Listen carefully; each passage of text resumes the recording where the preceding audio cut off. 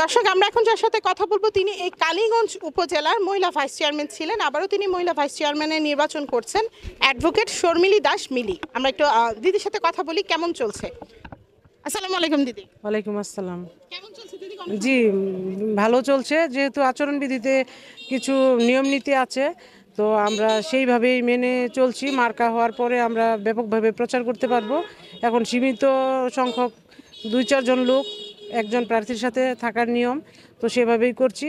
আর জনগণের ব্যাপক সাড়া পাচ্ছি, কারণ আমি ইতিপূর্বেও ভাইস চেয়ারম্যান ছিলাম এবং সর্বোচ্চ ভোটেই, একদম রেকর্ড সংখ্যক ভোটেই ভাইস চেয়ারম্যান নির্বাচিত হয়েছিলাম। আমি কালীগঞ্জে অত্যন্ত সুপরিচিত। আমার বাবা জিতেন্দ্রচন্দ্র দাস একজন স্বনামধন্য প্রধান শিক্ষক ছিলেন হাই স্কুলের।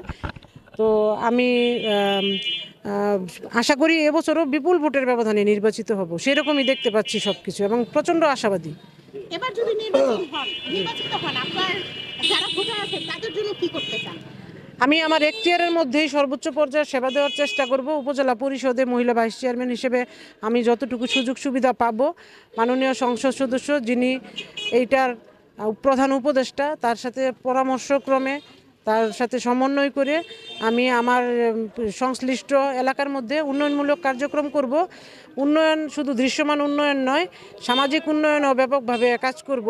কারণ আমাদের মাদকের সমস্যা, নারী নির্যাতন, বাল্যবিবাহ রোধসহ আমাদের সন্তানরা যাতে সুন্দর পরিবেশে গড়ে উঠতে পারে সেই দিকে বেশি খেয়াল রাখবো এবং ঝরে পড়া রোধ করবো স্কুলের শিক্ষার্থীদের জন্য।